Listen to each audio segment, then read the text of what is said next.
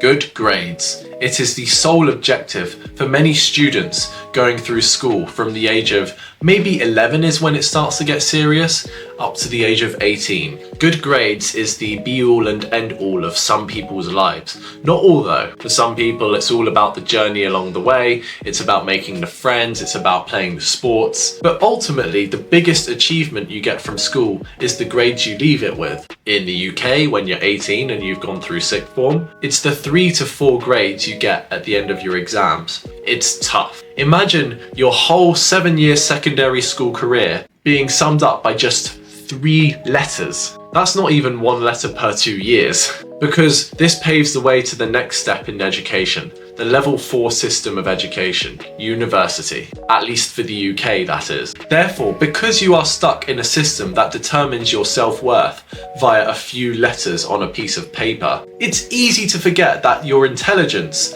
and your self-worth are not determined by your grades. Step back for a second. Look at the world for what it really is. Are all CEOs straight A-star students? No. A lot of them are just free critical thinkers who thought of a new idea, stepped outside the box, and got to their position by either working extremely hard, discovering something new for the company they worked at, or both, or discovering their own niche market.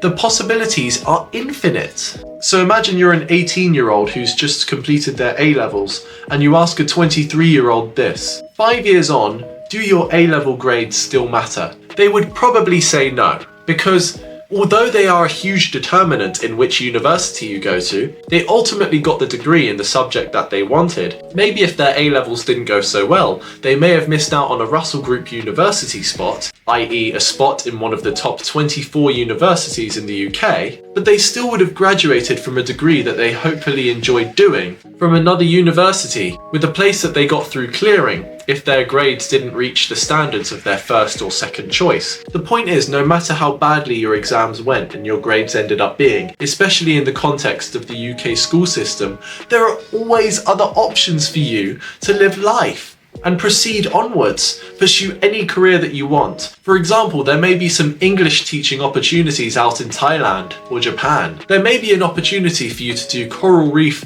conservationism in Australia. Travel to a hot country and work a job no one ever imagined. The top students in your school would be jealous of you because of the life experience that they're having. Or maybe they're not, because they might be earning a really high salary on their graduate job. But still, you don't know what the future holds, therefore you cannot predict the next step in life. You see, all those grades can determine is the next one step you take in life, i.e. the university and the degree that you choose. And from there you take the next step in life to your graduate job or whatever else you want to do. And if you're here and you didn't get your first university choice, then your first step will be slightly different. Maybe you have to take a lower standard university spot through clearing, but after that, your next step can go anywhere from that point that you're just at. It might be university related, it might be something completely different, but from there on you might discover a new purpose in life and say, actually, I want to start selling poetry or art or books, and then they take a whole new step in a different direction. And this person here who got the good grades leads their own life and walks their own path. And eventually you get to where you wanted to be. And that point where you want to end up is never exactly the same as someone else. It's always your own path. So please, do not worry if your grades are not what you wanted them to be. I was 1 mark off my first university choice, yet my second choice provided basically everything I wanted, just at a different place. It all worked out really well in the end. So don't worry. Yes, maybe if it gets emotional and you need to cry it out because you didn't get the grades that you wanted and your life is going to take a diversion, well, don't worry, because you can steer right back onto that path later on if you want, or you can just go in a new and exciting direction. You can go on a path that you don't mind pursuing and you will find yourself eventually. You see, these little diversions in life are what make it great. Not knowing the future is an amazing feeling and you should be able to embrace that. And as someone who is a perfectionist myself, who's really sensitive to change and moving forward, it's really hard for me, particularly with my perfectionism traits as part of having Asperger's syndrome.